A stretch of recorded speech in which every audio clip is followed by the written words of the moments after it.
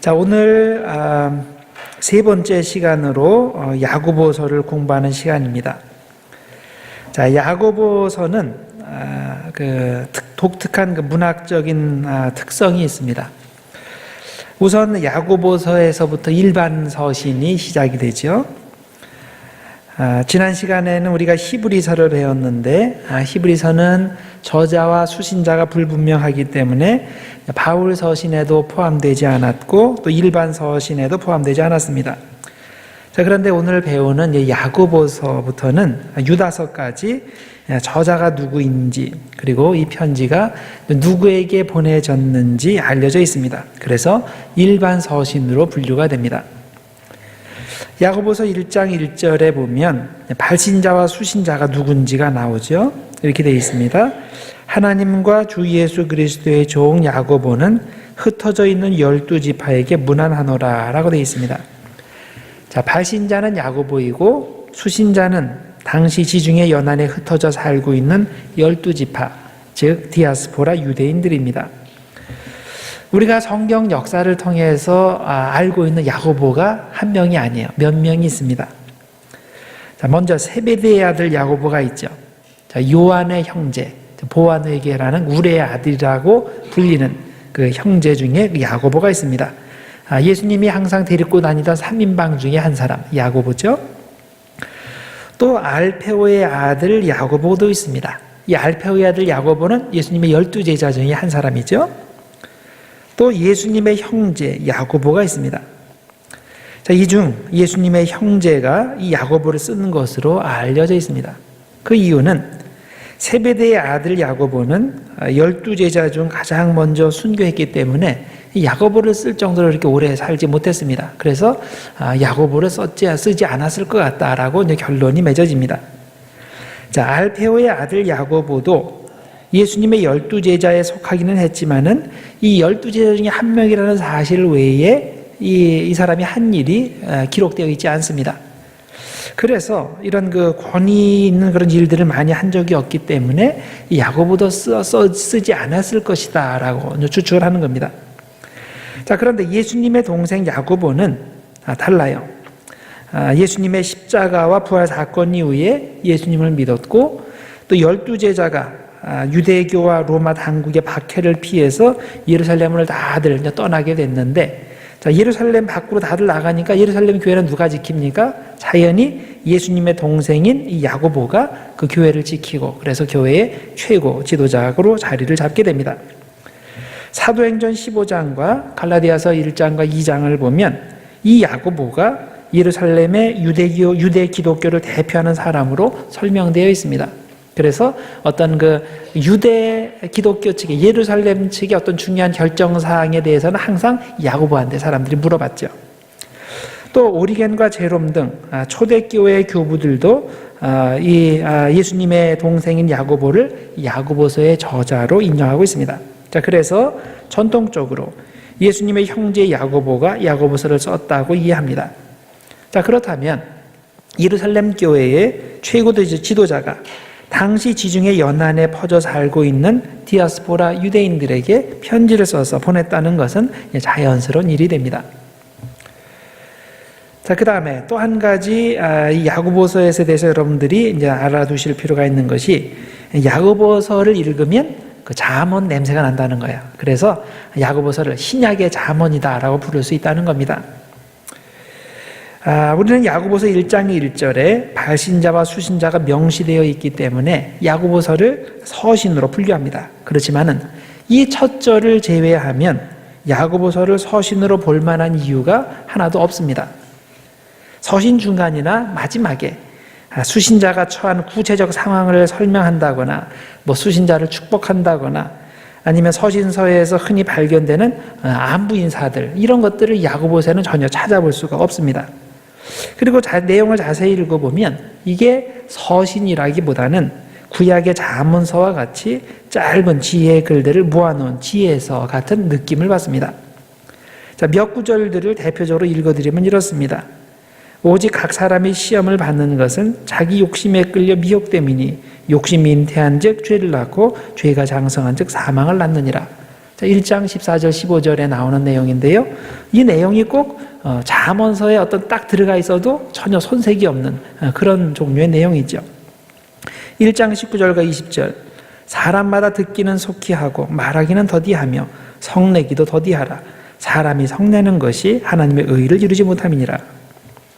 또 4장 14절 내일 일을 너희가 알지 못하는도다. 너희 생명이 무엇이냐 너희는 잠깐 보이다가 없어지는 안개니라. 자, 이런 구절들을 읽으면 꼭 잠언이나 전도서나 욥기 어느 한 구절이나 그런 느낌이 들지 않습니까? 자, 이 구절들이 야고보서에서 나왔다는 걸 알려주지 않고 이것들을 읽어주면 사람들이 출처를 아마 잠언으로 많이들 지목할 겁니다. 독자는 야고보서가 신약 시대에 필요한 하나님의 지혜를 담은 책으로 이해하고 그런 의미에서 야고보서를 신약의 잠언으로 불러도 될 것입니다. 야고보서는 다양한 지혜의 글들을 모아놓은 문서이기 때문에 각 단락들 사이에 논리적인 연결성이 불분명합니다. 어떻게 보면 논리적 연결성 없이 전체가 무작위로 배열되어 있는 느낌입니다. 그러나 전체적으로 봤을 때 그 중에서도 자꾸만 반복되는 중요한 반복되는 주제들이 있는 것을 발견하게 됩니다. 예를 들어서 혀를 어떻게 사용해야 되는지 올바른 언어 생활에 대한 거 반복해서 나옵니다. 가난한 사람들에게 관심을 가지고 그들을 도우라는 말 여러 군데서 나옵니다. 또 고난과 시험에 필요한 인내, 자, 이런 것들이 이 야고보서가 5장으로 이루어져 있는데 몇 번씩 반복해서 나오게 되는 것을 우리들이 알게 됩니다. 야고보서가 이렇게 신학적 논리보다는 실제적 문제에 관심을 가질 수 있었는 것은 그런 이론적 논리 체계는 이미 바울이 다 해놨기 때문입니다. 사람은 오직 믿음으로 구원받는다는 진리는 이미 바울이 복잡한 논리 체계로 증명을 했기 때문에 야고보는 그 다음 단계인 실천적 적용에 관심을 가지고 있는 겁니다. 그래서 야고보는 바울의 신학을 부정하는 데는 관심이 없습니다. 그 신학이 정상적으로 받아들여지고 실천되었다면 지금쯤 어떤 구체적인 모습이 나타나야 하는지, 왜 그렇게 되지 않았는지, 앞으로 어떻게 해야 하는지, 이런 데 관심이 있는 겁니다. 그래서 우리는 바울과 야고보를 서로 대립의 관계에서 바라보지 말고 보완의 관계, 보충의 관계로 바라볼 필요가 있습니다. 종교개혁기에 마틴 루터는 야고보서를 지푸라기 서신으로 불렀습니다. 왜냐하면 그가 생각하는 신약성서의 핵심, 가장 중요한 교리인 오직 믿음으로의 교리를 부정하는 것으로 보이기 때문입니다. 자, 그가 이런 결론에 도달한 이유가 있습니다. 야고보서를 읽어보면 바울이 로마서나 갈라디아서 같은 곳에서 가르치는 것과 정반대되는 내용들이 많이 보이기 때문입니다. 예를 들면 바울이 로마서 3장 28절에 믿음으로 구원 얻는 것에 대해서 이렇게 설명을 합니다. 그러므로 사람이 의롭다 하심을 얻는 것은 율법의 행위에 있지 않고 믿음으로 되는 줄 우리가 인정하노라 라고 선언하였습니다. 자, 그런데 야고보서 2장 24절에서 정반대되는 그런 이야기를 하고 있어요. 이러보건대 사람이 행함으로 의롭다 하심을 받고 믿음으로만은 아니니라. 자, 믿음으로만 구원받는 게 아니라 반드시 행함이 있어야 된다. 야고보는 이렇게 얘기를 합니다. 자, 그렇다면 정말 야고보와 바울이 이 정반대 이야기를 하고 있는 것일까요? 그렇다면 어떻게 한 성경에 그런 대립적인 내용이 함께 들어가 있는 것일까요? 자, 그래서 제가 오늘 바울이 믿음이라고 얘기를 할 때 그 믿음이 정확히 어떤 종류의 믿음을 말하는 건지, 또 행함이라고 할 때 행함이 어떤 건지, 또 마찬가지로 야고보도 믿음이라는 야고보가 믿음이라는 용어를 사용했을 때 그게 어떤 의미인지, 행함이 어떤 의미인지 그것을 설명드리겠습니다. 자, 먼저 믿음을 봅시다. 바울은 로마서 10장 9절과 10절에서 믿음을 신뢰의 믿음으로 설명을 합니다. 자, 바울이 믿음으로 구원 얻는다라고 했을 때 그건 단순히 어떤 지적인 믿음, 그걸 말하는 게 아니에요. 하나님께 모든 것을 바치는 신뢰의 믿음을 얘기를 합니다. 자, 로마서 10장 9절과 10절에 이렇게 되어 있어요. 내가 만일 내 입으로 예수를 주로 시인하며 또 하나님께서 그를 죽은 자 가운데서 살리신 것을 내 마음에 믿으면 구원을 받으리라. 사람이 마음으로 믿어 의에 이르고 입으로 시인하여 구원에 이르느니라. 자, 많은 사람들이 이 구절을 오해합니다. 단순히 입으로 예수는 나의 주님이십니다 라는 어구를 말하면 구원에 이르는 것으로 착각합니다. 아닙니다. 여기서 예수님을 입으로 시인한다는 말은 주님을 위해 목숨을 건다는 뜻입니다. 왜냐하면 당신은 박해의 상황이기 때문입니다. 요즘 같은 세상에서 나는 예수 믿는 사람입니다, 예수님이 나의 주님입니다 라고 고백을 한다고 감옥에 가는 일은 없습니다. 그러나 바울이 살던 시대는 다릅니다. 황제가 나의 주님입니다 라고 고백해야 정상적으로 사회생활을 할 수 있는 상황에서 예수님이 나의 주님입니다 라고 고백하는 것은 황제는 나의 주님이 아니라는 그런 뜻이 되는 거예요. 그래서 반역죄로 체포되어서 투옥됩니다. 심지어는 죽기까지 합니다. 따라서 그런 상황에서 예수님에 대한 신앙 고백을 한다는 것은 정말 100% 예수님이 나의 주님입니다 라는 것에 나의 생명을 건다는 뜻입니다. 그만큼 주님을 신뢰한다는 것이죠. 그래서 바울이 말하는 믿음은 단순히 머리의 믿음이거나 아니면 입의 믿음이 아니라 자신의 모든 것을 거는 신뢰의 믿음이라는 사실을 우리가 잘 알고 있어야 됩니다. 더 나아가 바울은 이 믿음이란 용어를 선행을 포함한 포괄 개념으로 사용했습니다. 자, 갈라디아서 5장 6절에 이렇게 얘기를 해요. 그리스도 예수 안에서는 할례나 무할례나 효력이 없으되 사랑으로서 역사하는 믿음뿐이니라. 자, 할례가 우리를 구원하는 게 아니고 무할례가 우리를 구원하는 게 아니라 믿음이 우리를 구원하는데 어떤 종류의 믿음이냐? 바로 사랑으로서 역사하는 믿음이라는 거예요. 자, 여기에 보면 참 믿음은 단순히 머리의 믿음이 아니라 사랑으로서 역사하는 믿음이라고 하였는데 사랑의 행동으로 나타나는 믿음만이 진짜 행동이라는 뜻입니다. 자, 이렇게 보면 무엇이 참 믿음인가에 대해서는 야고보나 바울이나 차이가 없는 겁니다. 바울과 마찬가지로 야고보도 단순히 머리의 믿음이 아니라 신뢰의 믿음, 행함이 동반된 믿음이 참 믿음이다 라고 강조합니다. 야고보서 2장 19절과 20절은 참 믿음의 반대인 가짜 믿음을 귀신의 믿음으로 규정하면서 무엇이 참 믿음인지를 이렇게 설명을 합니다. 야고보서 2장 19절 20절 네가 하나님은 한 분이신 줄을 믿느냐? 잘하는도다. 귀신들도 믿고 떠느니라. 아, 허탄한 사람아, 행함이 없는 믿음은 헛것인 줄을 알고 자느냐? 자, 귀신도 나름의 믿음을 가지고 있습니다.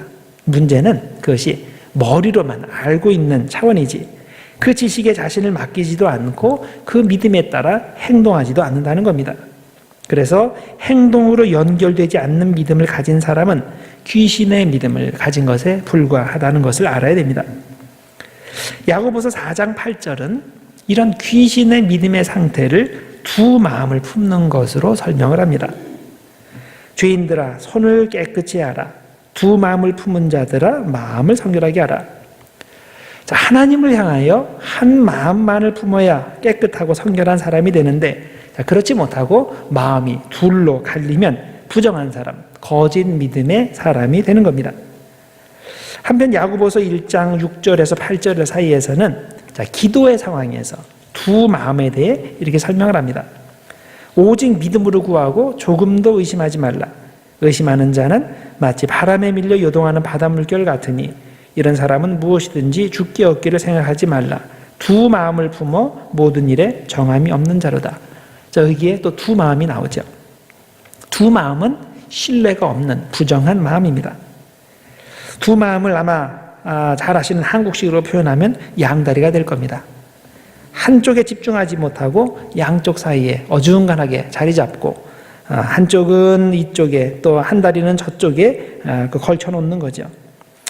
연애를 할 때 한 사람에게 집중하지 못하고 이 사람도 좋고 저 사람도 좋다고 몰래 두 사람과 동시에 연애를 하면 안 되죠. 자, 양다리 걸치는 사람은 본질적으로 부정합니다.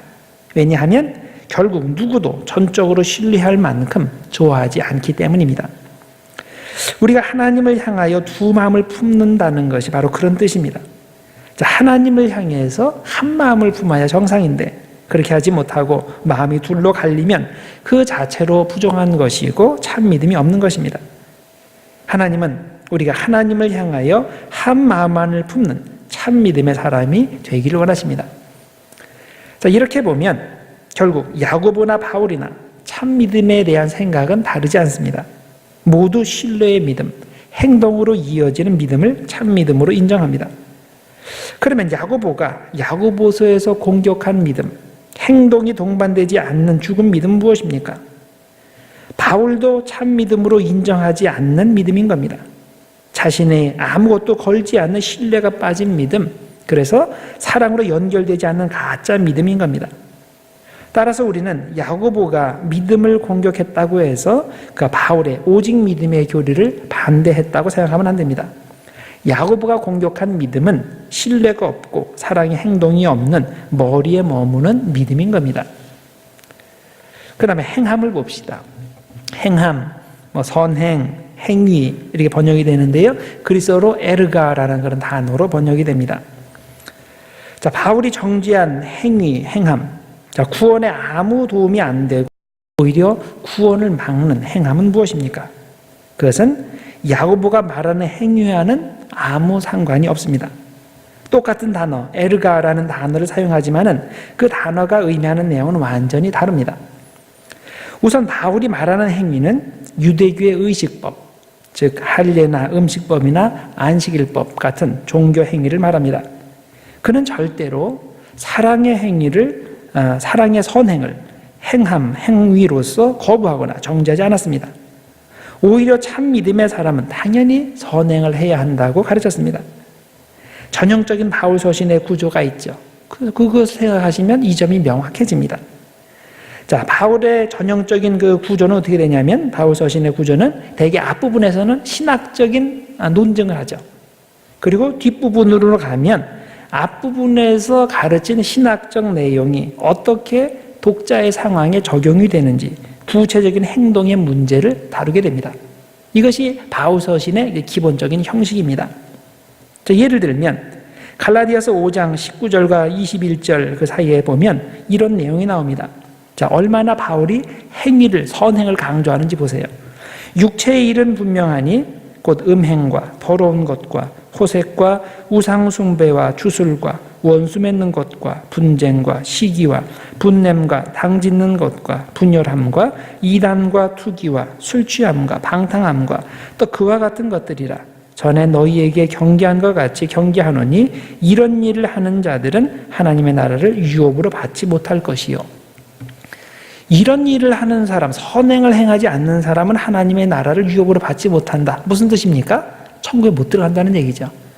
하나님의 나라를 유업으로 못 받는다, 구원받지 못한다는 그런 뜻입니다. 어떻게 오직 믿음을 강조한 바울이 이런 얘기를 할 수 있을까? 아니죠. 자, 바울은 올바른 믿음에서 나오는 선한 행위를 부정한 적이 한 번도 없습니다. 오히려 그는 그런 행위가 없으면 하나님의 나라를 유업으로 받지 못한다고, 구원받지 못한다고 하였습니다. 바울에게는 대응해야 할 이단이 당시에 있었습니다. 바로 구약의 의식법을 구원의 조건으로 내세우는 유대주의자들이었습니다. 유대주의자들은 사람들에게 기독교인이 되려면 기독교인이 되기 전에 먼저 유대인이 되어야 한다고 주장하면서 의식법을 강요하였습니다. 왜냐하면 역사적으로 볼 때 처음 기독교인이 된 사람들은 100% 모두 유대인들이었죠. 그래서 후대 사람들에게 너희들도 기독교인이 되려면 먼저 유대인 먼저 되고 그 다음에 기독교인이 되어야 된다. 따라서 너희는 할례를 받아야 되고 음식법 지켜야 되고 뭐 등등. 자, 이런 그 유대 민족에게만 국한된 그런 것을 구원의 조건으로 내세웠던 겁니다. 자, 이에 대해서 바울은 오직 믿음을 강조하면서 믿음 이외에, 예수 그리스도에 대한 믿음 이외에 어떤 구원의 조건을 요구하는 것은 율법의 행위로 구원받는다는 잘못된 교훈을 가르치는 것이라고 선언하였습니다. 로마서 3장 28절. 그러므로 사람이 의롭다 하심을 얻는 것은 율법의 행위에 있지 않고 믿음으로 되는 줄 우리가 인정하노라. 또 갈라디아서 2장 16절도 같은 내용입니다. 사람이 의롭게 되는 것은 율법의 행위로 말미암음이 아니요 오직 예수 그리스도를 믿음으로 말미암는 줄 알므로 우리도 그리스도 예수를 믿나니 이는 우리가 율법의 행위로서가 아니고 그리스도를 믿음으로써 의롭다함을 얻으려 함이라. 율법의 행위로서는 의롭다함을 얻을 육체가 없느니라. 자, 이게 반복해서 율법의 행위라는 그런 표현을 반복을 하죠. 율법의 행위가 뭐냐면 선행을 말하는 것이 아니라 그것은 구약의 의식법을 말하는 겁니다. 자, 그러면 야고보서에서 강조하는 행위, 행함은 무엇입니까? 확실한 것은 구약의 의식법은 아니라는 겁니다. 야고보는 사람이 구원받기 위해서는 할례나 음식법 같은 의식법을 지켜야 한다고 말한 적이 없습니다. 그가 강조하는 행위는 참 믿음에서 나오는 선한 행위들입니다. 하나님을 사랑하고 이웃을 사랑하는 구체적 믿음의 행동들입니다.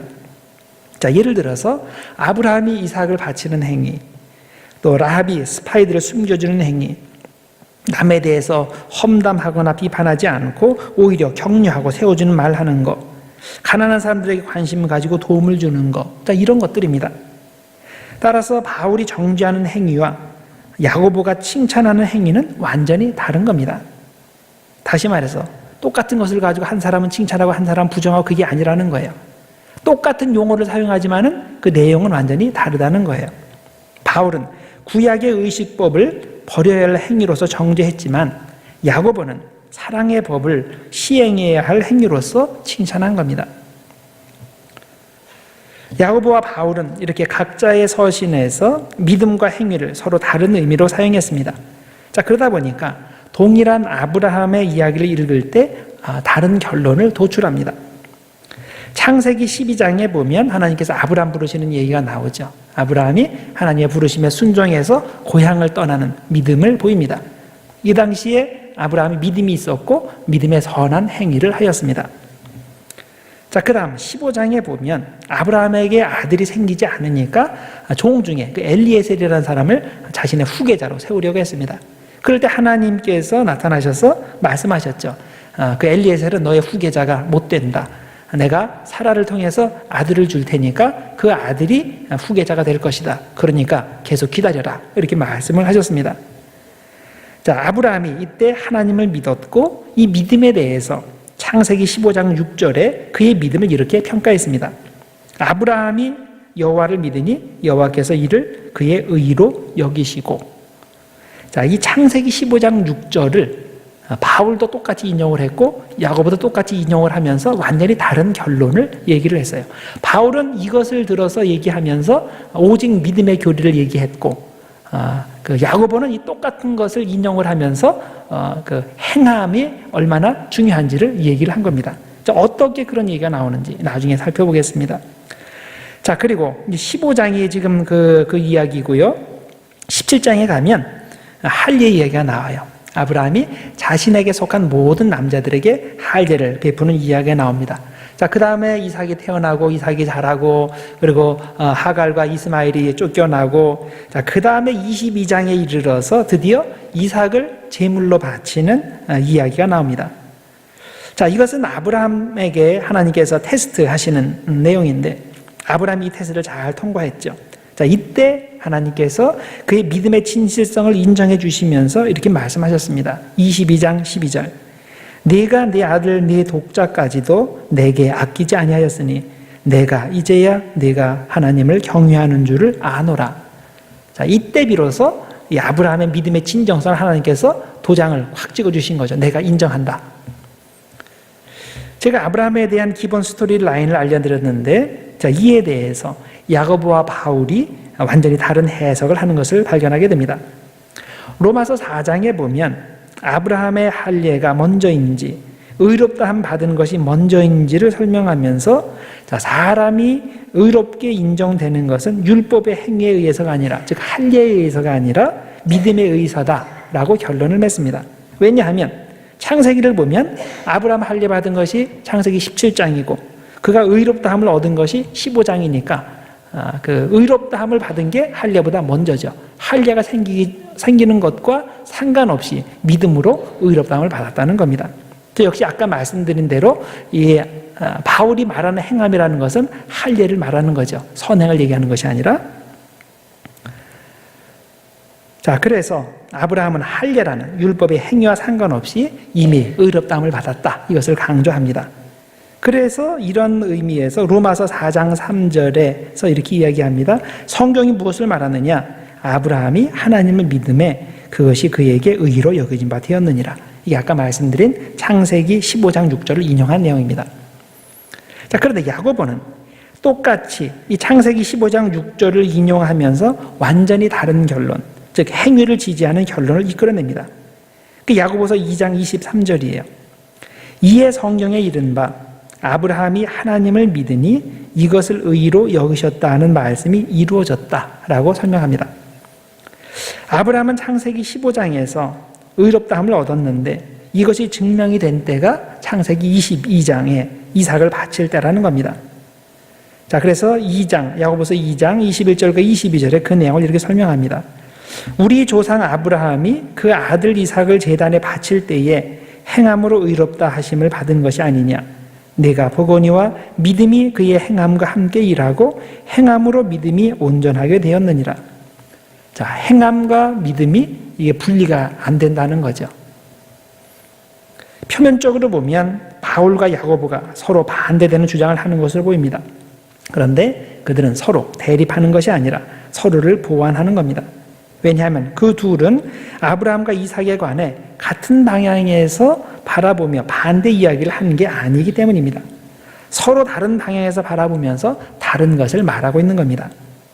바울은 아브라함이 할례라는 종교 행위가 있기 전에 이미 믿음으로 의롭다함을 얻었기 때문에 의식적인 행위는 절대 구원의 조건이 되지 못한다는 점을 부각한 거고, 야고보는 그런 의식적 행위에 대해서는 전혀 그 생각도 하지 않은 상태에서 창세기 12장에서 인정된 아브라함의 믿음이 실제 신뢰의 행동으로 하나님께 인정받고 증명된 것이 22장이기 때문에 참 믿음과 신뢰의 행동은 언제나 함께 가야 한다는 점을 부각한 겁니다.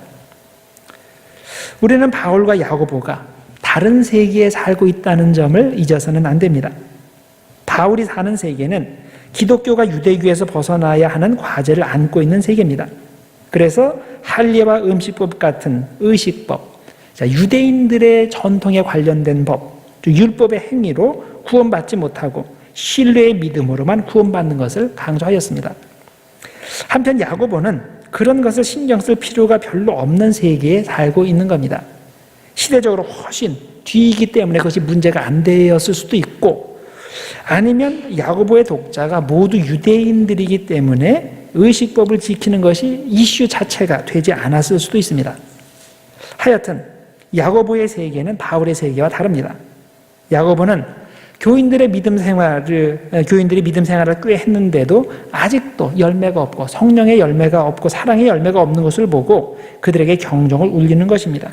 그들의 믿음은 참 믿음이 아니라고, 그런 믿음으로는 구원받지 못한다는 것을 강조할 필요가 있었던 겁니다. 자, 그래서 여러분들이 바울과 야고보의 관계, 믿음과 행위의 관계를 이렇게 정리를 하시면 됩니다. 자, 그 다음에 제가 지금부터 이제 말씀드릴 것은 이 야고보서에서 반복되는 주제들이 몇 가지 있다 그랬죠. 그중 세 가지를 말씀을 드리겠습니다. 자, 첫 번째는 언어 사용에 대한 문제입니다. 야고보서 전체를 읽어 내려갈 때 눈에 띄게 반복되는 그런 주제가 있는데 그중 첫 번째로 말씀드릴 것이 올바른 언어 사용에 대한 문제입니다.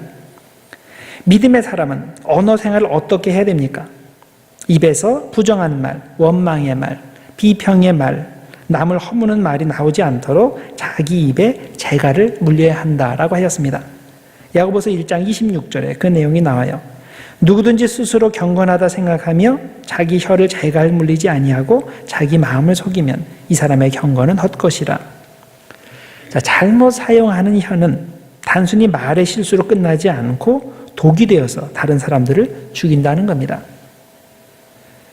또 하나, 삶의 수레바퀴를 완전히 불사르는 지옥불의 역할을 한다고도 하였죠. 오늘 외우신 성경 구절이 그거죠. 야고보서 3장 6절. 예수님도 마태복음 18장 6절에서 이렇게 경고하셨습니다. 누구든지 나를 믿는 이 작은 자 중 하나를 실족하게 하면 차라리 연자 맷돌이 그 목에 달려서 깊은 바다에 빠뜨려지는 것이 나으니라. 자, 여기서 예수님께서 정확히 무엇으로 사람들을 실족하게 만드는지에 대해서는 언급하지 않으셨습니다. 그러나 사실 우리가 다른 사람들을 실족하게 하는 대표적인 경로가 바로 우리가 사용하는 언어, 혀라는 것을 우리들이 알 수가 있죠. 우리 입에서 어떤 말이 나오는가를 잘 관찰하면 우리의 신앙이 어느 정도인지를 가늠할 수 있습니다. 언어 생활은 내가 그리스도인의 완전에 어느 정도 접근했는지를 알게 해주는 척도가 됩니다. 야고보서 3장 2절에 완전에 대한 이야기가 나와요. 우리가 다 실수가 많으니 만일 말에 실수가 없는 자라면 곧 온전한 사람이라 능히 온 몸도 굴레 씌우리라. 좀 말이 어려워요. 그래서 새 번역은 이렇게 쉽게 번역했습니다. 우리는 다 실수를 많이 저지릅니다. 누구든지 말에 실수가 없는 사람은 온 몸을 다스릴 수 있는 온전한 사람입니다. 자, 말의 언어 생활이 어떻게 되느냐에 따라서 내 완전의 정도가 측정된다. 이 말에 동의하십니까? 자, 우리가 그리스도의 완전을 향해 매일매일 전진하는데 신앙의 완전성을 가늠하는 척도가 헌금도 아니고 예배도 아니고 기도도 아니고 봉사도 아니고 바로 이 언어, 말이라는 성경의 선언에 동의하십니까? 우리가 동의하든 동의하지 않든 성령은 분명히 선언합니다. 말에 실수가 없는 자는 온전한 사람이다 라고 선언합니다. 우리가 온전하게 되기 위해 버려야 할 말의 형태가 여럿이 있을 것 같습니다. 우선 생사람 잡는 말이 있죠. 없는 말을 만들어서 생사람 잡는 사람들이 있는데 우리가 절대 그걸 해서는 안 된다는 걸 우리가 잘 알고 있습니다. 둘째는 거짓말을 보태는 것이 있습니다. 생사람 잡는 정도는 아니지만은 자신의 이익을 위해서 크든지 작든지 그런 거짓말을 보태서 말하는 것 역시 하지 말아야 할 일입니다. 10계명에서도 이 거짓말을 금하고 있기 때문에 우리가 거짓말을 하지 않도록 주의를 해야 되죠. 그리고 셋째는 생각할 수 있는 것이 이제 비꼬는 말입니다. 자, 부드러운 말 같은데 그 안에 가시가 담겨 있죠. 자, 그런 말을 하는 사람은 말솜씨는 좋지만은 영혼이 깨끗하지 못한 사람이죠. 그런데 우리가 정말 신경 써서 하지 말아야 할 것이 있습니다. 그것은 있는 사실을 가지고서 비방하는 겁니다. 생사람 잡는 말, 거짓말, 비꼬는 말은 우리가 이게 잘못된 것인 줄 알기 때문에 그런 말을 사용할 때면 마음의 양심에 가책이 됩니다. 그런데 있는 사실을 가지고 남들에게 전하면서 비평하는 것은 그리 심각하게 생각하지 않습니다. 왜냐하면 사실이니까. 그런데 아닙니다. 다른 사람에 대해 뒤에서 좋지 못한 이야기를 하는 것은 사랑의 동기로 하는 것이 아니기 때문에 그 자체로 죄입니다. 우리는 있는 사실을 가지고 험담하는 것도 하지 말아야 됩니다. 야고보서 4장 11절에 보면 비방에 대해서 이야기합니다. 비방하지 말고 판단하지 말라고 하셨습니다. 4장 11절 형제들아 서로 비방하지 말라. 형제를 비방하는 자나 형제를 판단하는 자는 율법을 비방하고 율법을 판단하는 것이라. 내가 만일 율법을 판단하면 율법의 준행자가 아니요 재판관이로다. 자, 여기 비방이라는 단어가 카탈랄레이테라고 되어 있어요. 자, speak against. 말을 지어낸 게 아니고 있는 사실을 나쁘게 얘기하는 거죠. 자, 거짓말하고는 상황이 다릅니다. 없는 말 만들어서 거짓말로 남을 공격하는 정말 나쁜 사람도 있지만 여기서는 그 문제를 다루는 것이 아닙니다. 여기서 다루는 것은 남에 대한 나쁜 사실을 뒤에서 수군대고 계속 반복해서 퍼뜨리는 문제에 관해서입니다. 자, 그런 일도 하면 안 된다는 거죠. 예를 들어 봅시다. 자, 우리 교인 중에 여기 엘카미노 거기 어디 앞에서 밤중에 막 술에 취해가지고 막 난동을 피는 거를 다른 교인이 봤다고 합시다. 자, 그것을 가지고 뒤에서 얘기를 했다고 합시다. 자, 그 사람이 그 교인이 해서는 안 될 일을 한 건 맞아요. 그건 사실입니다. 그런데 그 사람이 없는 자리에서 그것을 계속 전하면서 비방하고 다른 자리에 가서도 또 계속 이것을 재생산한다면 이것이 바로 죄라는 겁니다. 자, 사실을 얘기할 때 어떤 동기로 얘기를 하겠습니까? 그 사람을 살리기 위해서 얘기를 했다면, 돕기 위해서 했다면 그건 죄가 아니죠. 그런데 그런 선한 목적이 아닌 다른 목적을 가지고 이야기를 했다면 그 자체로 죄가 되는 겁니다. 그런데 이 비방의 죄는 아시다시피 너무나 보편적이어서 사람들이 이걸 죄로 인식을 잘 하지 않습니다. 왜냐하면 너무나 많은 사람들이 이것을 하고 있고, 그리고 또 이렇게 해도 처벌받는 예가 거의 없기 때문에 이것이 죄가 아닌 것처럼 생각이 됩니다. 사실 우리 마음속에는 본성적으로 비방을 좋아하는 죄성이 자리 잡고 있습니다. 잠언 18장 8절에 보면 남의 말하기를 좋아하는 자의 말은 별식과 같아서 뱃속 깊은 데로 내려가느니라 라고 했습니다. 자, 별식 얼마나 맛있습니까? 매일 집에서 밥하고 김치하고 먹다가 음식점에 가서 오랜만에 별미를 먹으면 참 좋아요. 그냥 입만 즐거운 것이 아니라 진짜 뱃속 깊은 데로 내려가죠. 자, 그런데 남의 말하는 게 꼭 그렇다는 겁니다. 별식을 먹는 것 같이 뱃속 깊은 데로 내려가는 그런 만족감이 있다고 합니다. 자, 어떤 만족감입니까? 나는 그 사람과 질적으로 다르다는 만족감입니다. 남의 욕 실컷 하면 마치 나는 그와는 다른 사람, 그보다 훨씬 좋은 사람인 것 같은 교만심, 착각에 빠지는 겁니다.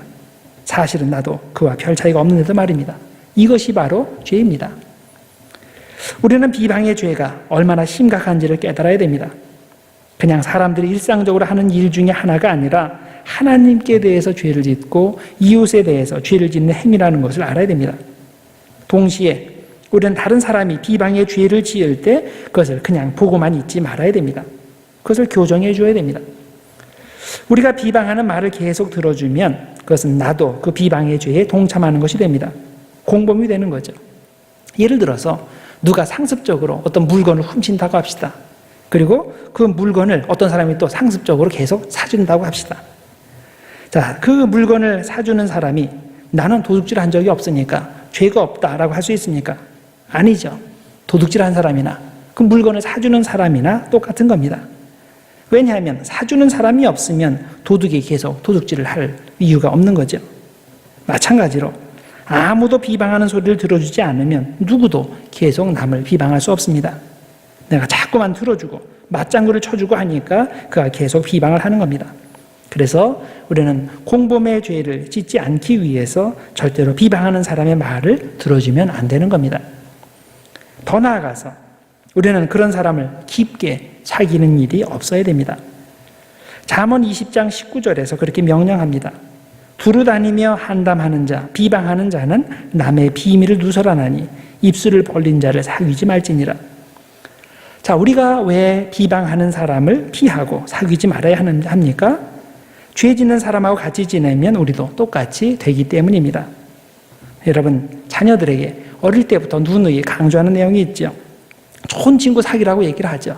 너는 착하고 마음이 선하고 올바르지만은 내가 나쁜 친구들하고 계속 다니면 너도 모르는 사이에 너도 그렇게 물들고 똑같이 되는 거다. 그러니까 나쁜 친구는 사귀지 말아라. 이렇게 얘기합니다. 이거는 경험 있는 부모는 다 아는 사실입니다.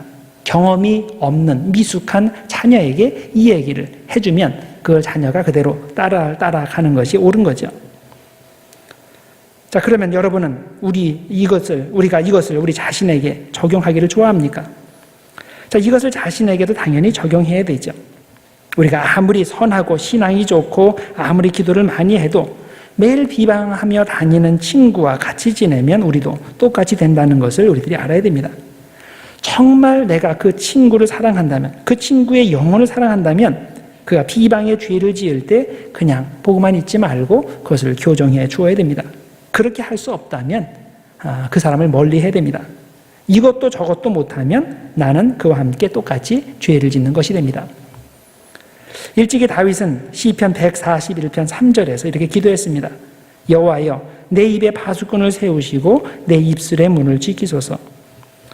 우리는 비방의 죄를 짓지 않도록 매일 내 입에 파수꾼을 세워달라고 하나님께 기도하고 또 의식적으로 의도적으로 내가 비방하지 않겠다는 결단이 필요합니다. 비방은 사람을 죽이고 하나님의 교회를 무너뜨립니다. 비방 대신에 격려의 말을 하고 정죄의 마음 대신에 용서와 긍휼의 마음을 가짐으로써 서로를 일으켜주는, 세워주는 우리 모두가 되어야 됩니다. 자, 그 다음에 다른 문제가 또 있습니다. 자, 언어 사용에 이어서 또 한 가지 야고보서에서 눈에 띄게 반복돼서 강조하는 것이 있는데 그것이 부와 가난에 대해서입니다. 자, 1장 9절에서 11절에 그 내용이 나옵니다.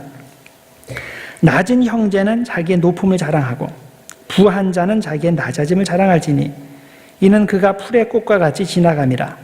해가 돋고 뜨거운 바람이 불어 풀을 말리면 꽃이 떨어져 그 모양의 아름다움이 없어지나니 부한 자도 그 행하는 일에 이와 같이 쇠자나리라. 자, 부는 영원하지 못하고 풀의 꽃과 같기 때문에 부를 절대화하면 안 된다는 말이죠. 또 1장 27절에 또 이런 내용이 있습니다. 하나님 아버지 앞에서 정결하고 더러움이 없는 경건은 고아와 과부를 그 환난 중에서 돌보고 또 자기를 지켜 세속에 물들지 아니하는 그것이니라. 이것은 교회의 대사회적 책임을 말하고 있는 겁니다. 하나님이 인정하시는 경건한 사람이라면 자신의 개인적인 신앙도 순수하게 유지해야 되지만 동시에 사회적 약자들도 돌볼 줄 알아야 된다는 겁니다. 2장으로 넘어가면 1절에서 13절까지 많은 분량을 할애해서 교회가 어떻게 부자와 가난한 사람을 차별하는지를 고발을 합니다. 그리고 마지막 13절에 가장 사랑을 많이 베풀어야 하는 교회에서 돈의 유물을 가지고 사람을 차별하는 그런 자들에게 하나님께서 어떤 심판을 내리시는지 이렇게 선언합니다. 긍휼을 행하지 아니하는 자에게는 긍휼 없는 심판이 있으리라. 긍휼은 심판을 이기고 자랑하느니라. 또 이어지는 2장 14절에서 17절까지에서는 가난한 자에게 실제적 도움을 주는 것을 예로 들어서 행함이 있는 믿음을 설명을 합니다. 2장 14절. 내 형제들아, 만일 사람이 믿음이 있노라 하고 행함이 없으면 무슨 유익이 있으리요? 그 믿음이 능히 자기를 구원하겠느냐? 만일 형제나 자매가 헐벗고 일용할 양식이 없는데 너희 중에 누구든지 그에게 이르되 평안히 가라, 덥게 하라, 배부르게 하라 하며 그 몸에 쓸 것을 주지 아니하면 무슨 유익이 있으리요? 이와 같이 행함이 없는 믿음은 그 자체가 죽은 것이라. 한편 4장 13절에서 16절에서는 누가복음에 나오는 부자에 대한 비유들을 연상시키는 표현들이 등장합니다. 자, 4장 13절에서 16절 사이에 이런 내용이 나와요. 들으라, 너희 중에 말하기를 오늘이나 내일이나 우리가 어떤 도시에 가서 거기서 1년을 머물며 장사하여 이익을 보리라 하는 자들아, 내일 일을 너희가 알지 못하는도다. 너희 생명이 무엇이냐? 너희는 잠깐 보이다가 없어지는 안개니라. 너희가 도리어 말하기를 주의 뜻이면 우리가 살기도 하고 이것이나 저것을 하리라 할 것이거늘 이제도 너희가 허탄한 자랑을 하니 그러한 자랑은 다 악한 것이라. 내일 일을 알지 못하고 더 많은 돈을 벌기 위해서 꿈에 부풀어 있는 그 부유한 상인 이야기인데, 이런 모습은 누가복음 12장에 나오는 그 어리석은 부자, 또 누가복음 16장에 나오는 그 지옥에 떨어진 부자의 모습과 많이 겹칩니다. 누가복음 12장의 부자는 자기가 오늘 밤에 죽는 줄도 모르고 창고만 크게 질 생각을 했죠. 자, 그러다가 그 밤에 죽게 돼서 지옥에 갑니다.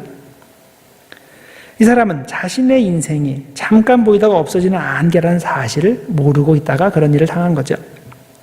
또 누가복음 16장의 부자는 자기 집 문 앞에 매일 거적을 펴고 잠을 자고 있는 나사로에게 전혀 관심이 없습니다. 가난의 문제, 자기 책임이 아니라는 거죠. 자기와는 상관이 없다는 겁니다. 그러나 마지막 날에 하나님은 부자에게 가난한 사람을 돌보았는지에 대해 책임을 물으시는 겁니다. 결국 부자는 개인적으로 나사로에게 죄를 지은 것은 없지만은 가난한 사람을 도울 기회도 있고 도울 능력도 있었는데 그 책임을 회피했기 때문에 지옥불에 떨어지게 됩니다. 한편 야고보서 4장 17절은 부자의 사회적 책임에 대해서 이렇게 결론을 맺습니다. 그러므로 사람이 선을 행할 줄 알고도 행하지 아니하면 죄니라. 자, 이것은 똑 떨어져서 우리들이 이해하는 것이 아니라 그 앞절과 연결해서 이해할 필요가 있어요. 이것이 바로 그 부자의 대사회적 책임을 얘기하면서 제일 마지막 절에 이 얘기를 하는 거예요. 그러므로 사람이 선을 행할 줄 알고도 행하지 아니하면 그게 죄다. 자, 야고보서 5장 1절과 6절의 내용은 또 사회적 책임을 회피하는 부자들에게 일괄적으로 엄중한 판결을 이렇게 선언합니다. 들으라 부한 자들아, 너희에게 이 말 고생으로 말미암아 울고 통곡하라. 너희 재물은 썩었고 너희 옷은 좀 먹었으며 너희 금가운은 녹이 쓸었으니 이 녹이 너희에게 증거가 되며 불같이 너희 살을 먹으리라. 너희가 말세에 재물을 쌓았도다. 자, 짧은 5장 안에 이렇게 많이 그 가난과 부에 대한 문제를 다루고 있습니다. 하나님께서 우리에게 기대하시는 믿음은 사랑의 행위가 동반된 믿음입니다. 개인의 차원의 믿음은 사회적 차원의 믿음과 항상 연결되어 있어야 됩니다.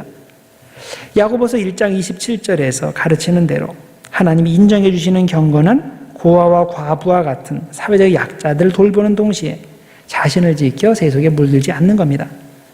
또한 야고보서 4장 17절에서 가르치는 대로 사회적 약자들에게 선을 행할 줄 알면서도 행하지 않으면 그것이 죄가 되는 겁니다. 단순히 교회 안에서 성경 공부하고 기도하고 봉사하고 개인적으로 술, 담배 안 하고 음담 패설 안 하고 이렇게만 하면 신앙생활 잘하는 게 아니라는 말입니다. 그것은 신앙생활의 반쪽입니다. 하나님께서 인정하시는 온전한 신앙, 살아있는 신앙은 개인적 경건과 사회적 경건이 함께 있는 상태인 겁니다. 개인적으로 소외된 사람, 특히 가난한 사람들을 긍휼히 여기고 그들을 사랑으로 도와야 한다는 가르침은 교회 밖에만 적용되는 것이 아니라 교회 안에서 특히 똑같이 적용되어야 됩니다. 왜냐하면 야고보서 2장에도 자세히 설명되는 대로 부의 가치는 사회에서와 마찬가지로 교회 안에서도 똑같이 인정되는 경향이 있기 때문입니다. 교회에서 부의 가치에 대해 우리가 경계해야 할 두 가지 잘못된 모습이 있습니다. 하나는 교회가 돈 많은 사람들을 특별 대접하고 그들 위주로 사역을 진행하는 겁니다. 또 하나 정반대로 교회 안에서는 무엇이든지 평등해야 한다는 생각으로 헌금하지 않으면서 교회 사역을 좌지우지하려는 모습입니다. 자, 둘 다 건강하지 못한 모습입니다. 첫 번째 경우로 생각해 봅시다. 만일 어떤 교회가 돈 많은 사람만 환영한다면, 그래서 돈 많은 사람이 오면 특별 대접하고 가난한 사람이 오면 무시한다면 주님의 책망을 받습니다. 모든 영혼은 똑같이 귀중하기 때문입니다. 또 교회 안에서 힘 있고 돈 있는 사람들만을 위해 사역을 진행하고 돈 없고 힘 없는 사람들에게는 신경을 안 쓴다면 이것도 주님께서 기뻐하지 않는 모습입니다. 자, 주님의 교회는 모든 사람들을 대상으로 사역을 진행해야 됩니다. 더 나아가 의도적으로 돈 없는 사람들을 더 많이 신경 써줄 필요가 있습니다. 왜냐하면 사람들의 기본 본성은 돈 있는 쪽으로 기울기 때문입니다. 교회는 각자 달란트대로 충성하는 곳입니다. 돈 많은 사람은 돈으로 충성하고 음악이나 미술에 재능이 있는 사람은 그런 예술적 재능으로 충성하는 것이고 몸이 튼튼한 사람은 그 몸으로 열심히 봉사하고 또 시간으로 봉사할 수 있는 사람은 시간으로 충성하는 것이 바로 교회입니다. 우리는 각자 주어진 능력으로 주님의 교회를 위해 충성하고 교회를 세워나가면 됩니다. 건강한 교회는 그래서 헌금 많이 하는 사람이나 앞으로 돈이 많이 나올 곳에만 사역과 관심을 집중하는 것이 아니라 모두에게 관심을 가지고 골고루 사역을 진행해야 한다는 것을 명심하시기 바랍니다. 그 다음에 두 번째 경우를 생각해 봅시다. 교회에는 주님께 인색한 마음으로 헌금하지 않으면서 교회를 좌지우지하려는 사람들이 있습니다. 이런 태도는 돈으로 교회를 움직이려는 사람만큼 잘못입니다. 개중에 보면 내가 우리 교회에서 헌금을 제일 많이 하니까 그러니까 교회 주인이 돼야 된다. 이렇게 주인 노릇하려는 사람이 있습니다. 그렇지만 또 정반대로 주님의 교회를 위한 의무는 게을리하면서 자기 목소리만 내려고 하는 사람도 있습니다. 이 경우는 앞의 경우만큼 비정상적입니다. 주님께 물질적으로 헌신하지 않는 사람은 믿음이 없는 사람인데 이렇게 믿음이 없는 사람이 교회의 중책을 맡으면 어떻게 됩니까? 교회 전체가 어려워집니다. 왜냐하면 주님께 헌신하지 않는 사람은 다른 사람이 자기보다 더 헌신하면 위협을 느끼고 그럴 경우에 다른 사람이 헌신하는 것을 막기 때문입니다. 자기가 못하는 것은 다른 사람들도 못하게 중간에 막고 그 사람을 더 헌신하려는 사람을 좌절시키기 때문입니다. 이렇게 되면 어떻게 됩니까? 물질적으로 헌신하지 않는 것이 그 교회의 전통이 됩니다. 다른 사람들도 당연히 그 안 해도 되는 걸로 알고 있습니다. 그것이 불신앙이고 그것 때문에 복의 길이 막히고 있는데도 그것을 모르는 거죠. 우리는 부의 가치를 무시해도 안 되고 과대평가해서도 안 됩니다. 돈의 관점에서 교인들과 사역을 바라보지 말고 살아있는 믿음의 관점에서 바라봐야 됩니다. 자, 무엇이 살아있는 믿음입니까? 주님께 모든 것을 맡기는 신뢰의 믿음. 그래서 구체적 사랑의 행동으로 연결되는 믿음이 살아있는 믿음입니다. 이런 믿음이 있는 사람은 모든 것을 나의 관점에서 바라보지 않고 주님의 관점에서 바라봅니다. 그러면 주님의 관점에서 바라보면 부자와 가난한 사람 중에 누가 더 귀중합니까? 둘 다 똑같이 귀중하죠. 둘 다 똑같이 복음이 필요한 사람들이고 둘 다 똑같이 그리스도의 십자가의 은총이 필요한 사람들입니다. 이 점은 교회 안에서나 교회 밖에서나 차이가 없습니다. 모두가 귀중한 영혼들입니다. 그래서 우리는 그렇게 모두 귀하게 대우를 해야 하는 겁니다. 자, 그 다음에 또 한 가지 야고보서에서 반복되는 주제는 시험에 대해서입니다. 그리고 시험을 이기는 인내에 대해서입니다. 1장 2절부터 발신자, 수신자 얘기하고 2절부터 바로 시험 얘기로 들어갑니다. 내 형제들아, 너희가 여러 가지 시험을 당하든 온전히 기쁘게 여기라. 이는 너희의 믿음의 인내를 만들어내는 줄 너희가 알미라. 인내를 온전히 이루라. 이는 너희로 온전하고 구비하여 조금도 부족함이 없게 하려 함이라. 자, 시험을 이기고 온전한 신앙인으로 성장하기 위해서는 중간에 포기하지 말고 반드시 인내를 완성해야 한다는 가르침입니다. 비슷한 가르침이 1장 12절에도 반복됩니다. 시험을 참는 자는 복이 있나니 이는 시련을 견디어낸 자가 주께서 자기를 사랑하는 자들에게 약속하신 생명의 면류관을 얻을 것이기 때문이라. 자, 끝까지 시험을 참으면 생명의 면류관을 얻게 된다고 합니다. 한편 5장 7절과 8절에서는 농부의 마음을 가지고 끝까지 인내할 것을 가르칩니다. 그러므로 형제들아, 주께서 강림하시기까지 길이 참으라. 보라, 농부가 땅에서 나는 귀한 열매를 바라고 길이 참아 이른 비와 늦은 비를 기다리나니 너희도 길이 참고 마음을 굳건하게 하라. 주의 강림이 가까우니라. 자, 이렇게 야고보서에서 시험을 이기기 위해서 인내가 필요하다고 반복하여 강조하는데 그 이유가 무엇일까요? 신자들이 오래 지속되는 박해를 견디기 힘들어 했기 때문입니다. 인내하지 못하고 중간에 포기하는 사람들이 많기 때문입니다. 심지어는 시험의 성격에 대해 오해를 하는 사람들도 생겼습니다. 아니, 우리를 사랑하시고 또 지키신다는 그 하나님께서 왜 일부러 우리에게 시험을 주십니까? 이렇게 불평하고 좌절하는 사람들이 있었다는 거예요. 이에 대해서 야고보는 1장 13절에서 15절 사이에서 시험의 성격을 분명히 해둡니다. 사람이 시험을 받을 때에 내가 하나님께 시험을 받는다 하지 말지니 하나님은 악에게 시험을 받지도 아니하시고 친히 아무도 시험하지 아니하시느니라. 오직 각 사람이 시험을 받는 것은 자기 욕심에 끌려 미혹됨이니 욕심이 잉태한 즉 죄를 낳고 죄가 장성한 즉 사망을 낳느니라.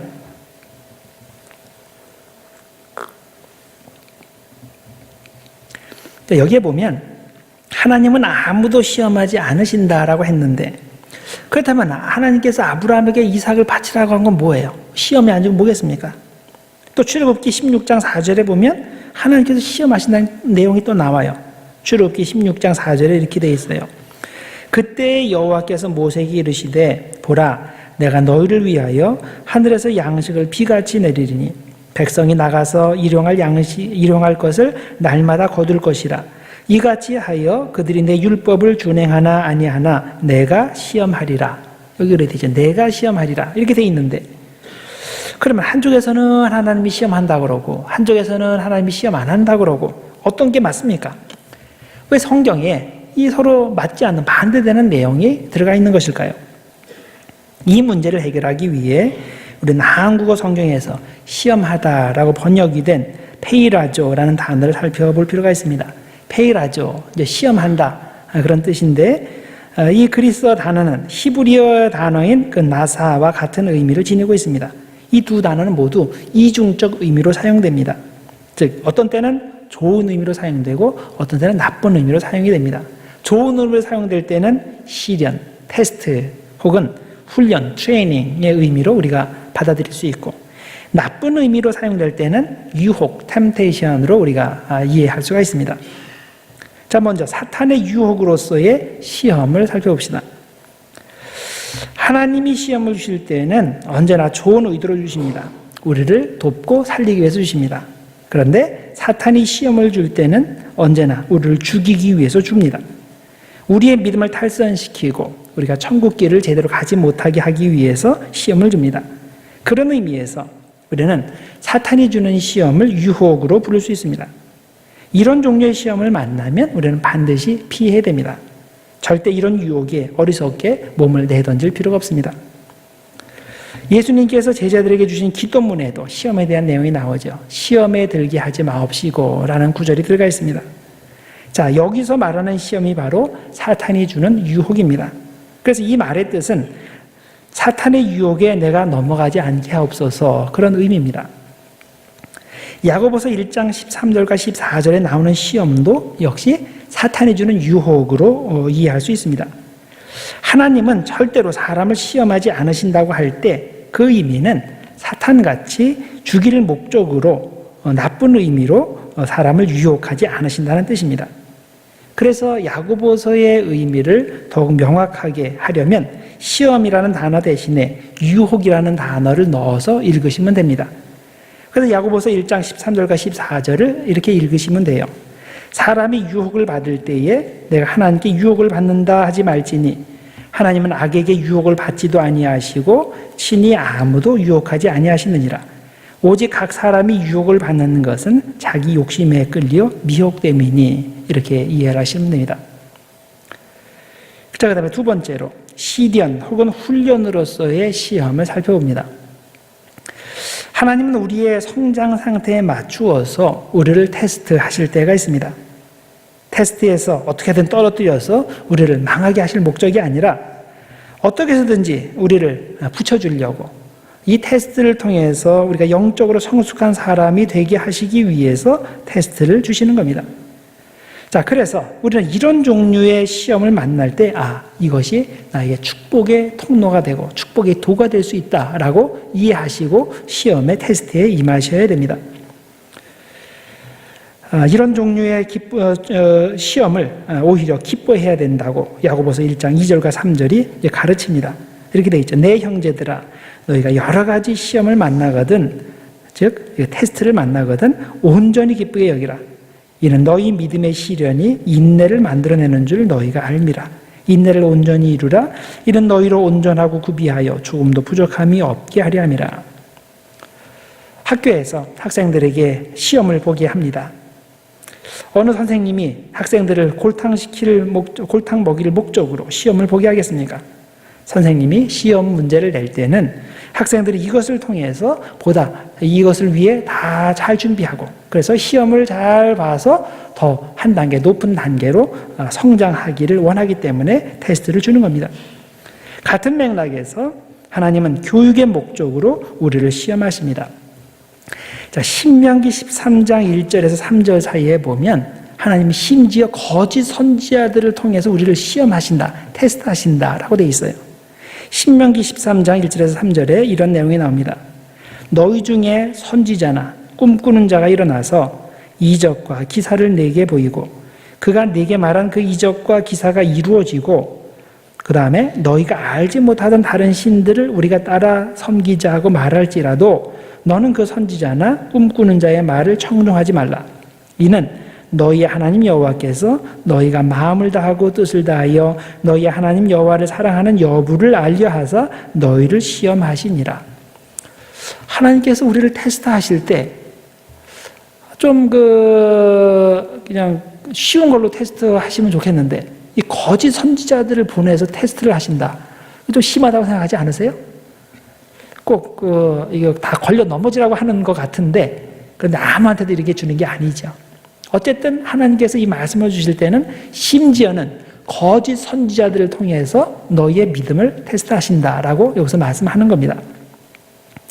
그래서 때로는 하나님께서 이렇게 거짓 선지자를 통해 우리를 시험하시는데, 어떻게 보면 거짓 선지자면 이적을 행하면 안 되는 거죠. 그렇죠? 그런데 거짓 선지자들이 이적을 행한다 그랬어요. 그러니까 많은 사람들이 따라가죠. 그런데 사실 어떤 면에서는 참 선지자들보다 더 큰 이적을 행하면서 자기 말을 들으라고 따르라는 겁니다. 그런데 이들이 가는 방향이 어디입니까? 하나님과 정반대되는 방향이죠. 하나님의 말씀과 정반대되는 방향으로 끌고 갑니다. 다른 사람들 보고 다른 신을 섬기라고 말하는 거죠. 그런데 놀라운 것은 이것이 하나님이 주신 시험이라는 겁니다. 무슨 시험? 과연 이 백성들이 오직 하나님만을 사랑하는지, 하나님을 전심으로 사랑하는지 그것을 시험하신다는 겁니다. 테스트하신다는 거예요. 이 거짓 선지자들 앞에서 그들 다 망하도록 골탕 먹여서 그들 다 넘어지도록 그런 시험을 주시는 게 아닙니다.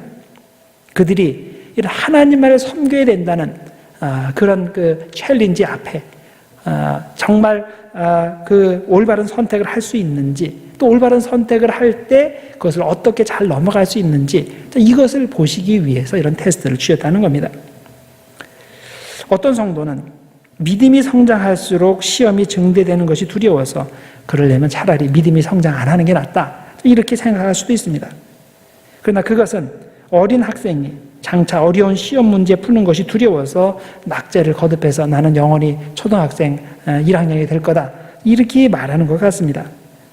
우리가 명심해야 할 것이 있습니다. 우리가 초등학교 1학년 어린이에게 미적분 풀라는 수학 문제를 주지는 않습니다. 그 연령과 처한 상황에 가장 적합한 시험 문제를 내주는 겁니다. 왜? 우리의 목적은 그 아이가 그것을 통해서 성장하는 것이기 때문입니다. 마찬가지로 하나님이 우리에게 시련을 주실 때는 우리는 하나님의 의도를 제대로 알고 담대하게 대처해야 됩니다. 우리가 제대로 된 신앙인이라면 테스트를 피하지 말고 담대히 그것에 임하고 그것을 극복함으로써 보다 높은 영적 수준으로 성장해야 되는 겁니다. 자, 이것이 하나님께서 우리를 테스트하시는 목적입니다. 고린도전서 10장 13절에 보면 하나님은 이미 우리에게 시험을 이길 능력을 주셨다고 말씀하십니다. 사람이 감당할 시험 밖에는 너희에게 당하는 것이 없나니 오직 하나님은 미쁘사 너희가 감당치 못할 시험 당함을 허락지 아니하시고 시험 당할 즈음에 또한 피할 길을 내사 너희를 능히 감당하게 하시느니라. 우리는 하나님이 훈련의 목적으로 주시는 시험을 믿음으로 받아들이고 극복하는 자세가 필요합니다. 자, 아브라함을 생각해 봅시다. 하나님이 아브라함에게 아들 이삭을 바치라는 시험을 주셨는데 아브라함이 하나님을 따르기 시작한 초기에 그것을 명령하셨습니까? 그러지 않았죠.